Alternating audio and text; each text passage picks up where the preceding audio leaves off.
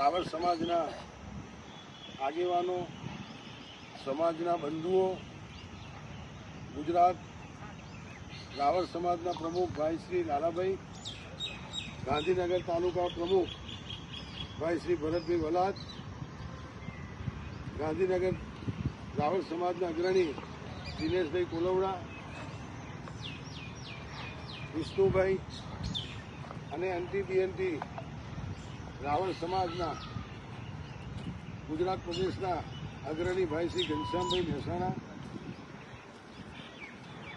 વઢિયાર પંથકના ભગવાનભાઈ માસ્તર, પ્રહલાદભાઈ અને જે કોઈ નામ રહી ગયા હોય તે ક્ષમા કરજો. આપણે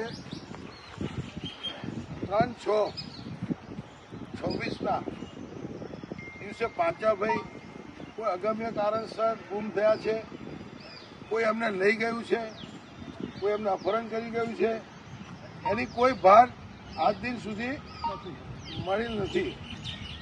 પોલીસ પ્રશાસનની ઘણી રાહ જોઈ કે કોઈ સંદેશ આવશે, એના પરિવાર ચિંતિત છે.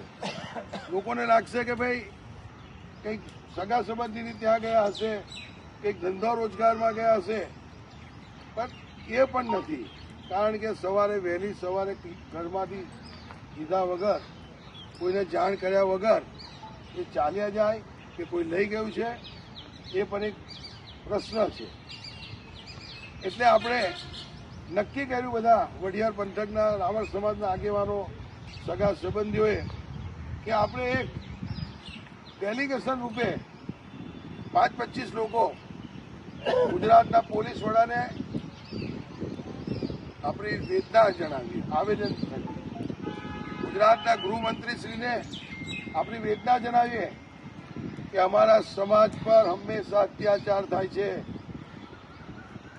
ત્રાસ આપવામાં આવે છે, વિવિધ લોકો દ્વારા કણણગત કરવામાં આવે છે, પણ આજ દિન સુધી સરકાર રાવળ સમાજ પર કોઈ પ્રેમ વરસાવી શકી નથી. આ સમાજ ખૂબ ભોળો છે. ભાજપને ખોબલે વોટ આપ્યા છે. આ સમાજે આપતો આવ્યો છે ને હજુ આપેલા છે એમને. નગરપાલિકા હોય, કોર્પોરેશન હોય, પંચાયત હોય.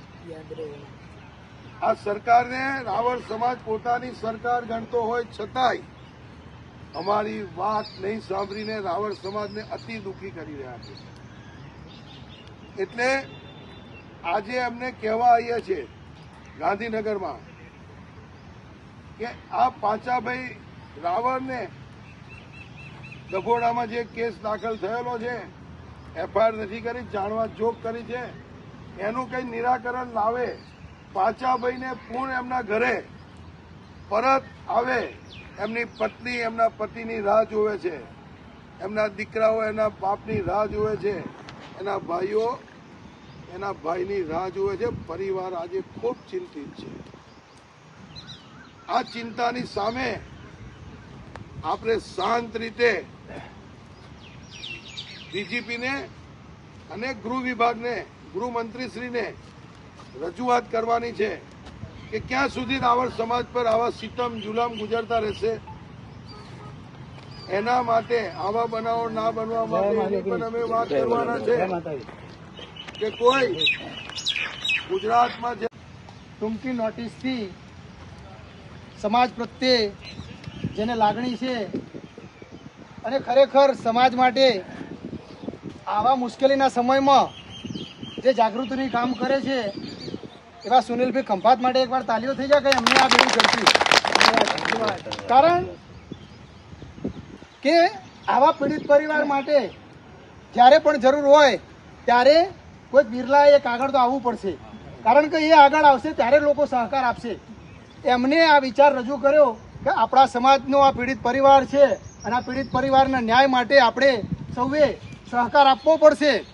તો અહીંયા વોટ્સઅપની ટૂંકી નોટિસથી સમાજ પ્રત્યે જેમને પણ લાગણી છે એવા સૌ લોકો જે ઉપસ્થિત થયા છે.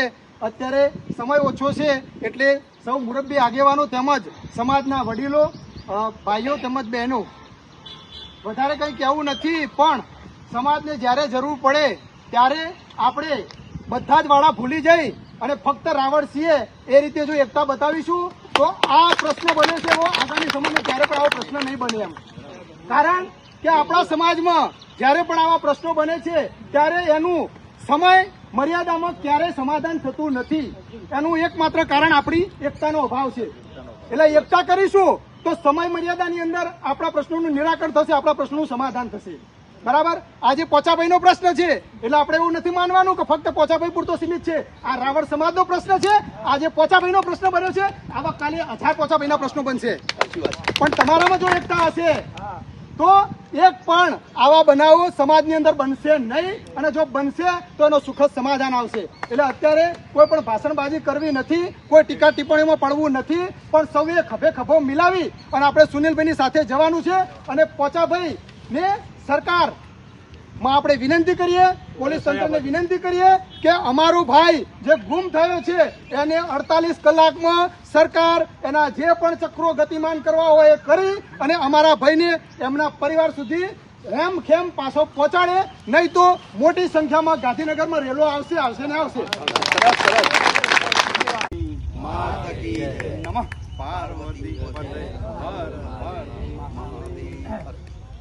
આપણા વોટ્સએપ ગ્રુપમાં જે સુનિલભાઈએ મેસેજ મોકલેલો તો પાંચાભાઈ ગુમ થયેલા, એટલે વોટ્સએપ ગ્રુપની અંદર એવા ઘણા મિત્રોએ એવું કહેલું કે સુનિલભાઈ ખંભાત એ ખરેખર રાવળ સમાજના ટાઈગર. સુનિલભાઈ ખંભાત રાવળ સમાજના ટાઈગર તો છે જ, પણ સાથે સાથે રાવળ સમાજ પણ ટાઈગર છે.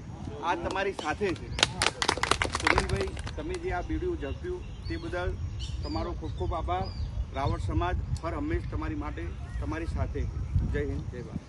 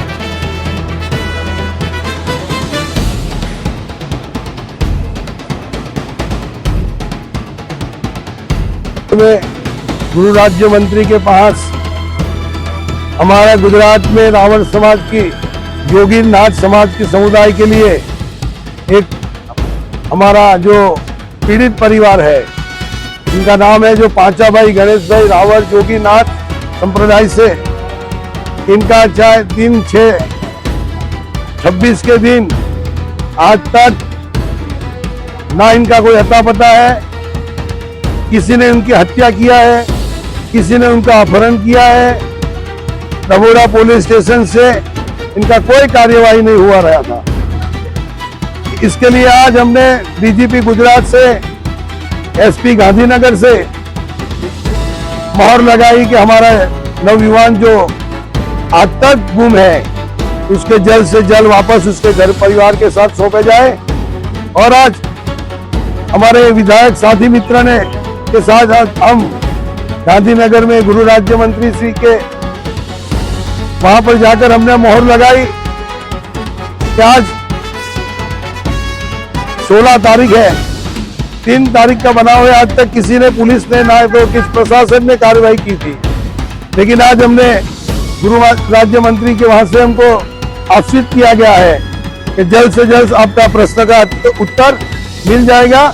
जल्द से जल्द आपका जो भाई है वो हम पुलिस प्रशासन को लाकर, एसपी साहब ने भी हमको आश्वस्त किया और यहाँ से होम मिनिस्टर साहब के वहां से हमारा विधायक मित्र श्री चिराग भाई के साथ भी हमने उनके साथ मुलाकात किया। और आज हमारा रावल समाज के सब आगेवान है, जो लाला भाई रावल योगी नाथ संप्रदाय से है, भाई हमारा घनश्याम भाई जो एंटी विचरती विमुक्ति जाति के जो गुजरात स्टेट के ग्रुप ऑर्गेनाइजर है, वो भी नाथ समाज संप्रदाय से जुड़े हुए हैं। यहाँ पे हमारा अरविंद भाई है, वो भी नाथ समाज से जुड़े हुए हैं। और भगवान भाई मास्टर है जो शिक्षक है, वो भी हमारे नाथ संप्रदाय से जुड़े हैं। चंदू भाई है, प्रहलाद भाई मास्टर है, दिनेश भाई है, भाई अपना विष्णु भाई है, पूरे लाल भाई हमारे जो गुजरात के प्रेसिडेंट है नाथ संप्रदाय के, सभी मिलकर एकजुट होकर हमने हमारा जो वेदना है इसका कुछ हल निकलने के लिए आज गुजरात के होम मिनिस्टर साहब के साथ मुलाकात की है। उन्होंने हमको आश्वस्त किया है कि जल्द से जल्द आपका परिवार का लड़का वापस मिल जाएगा।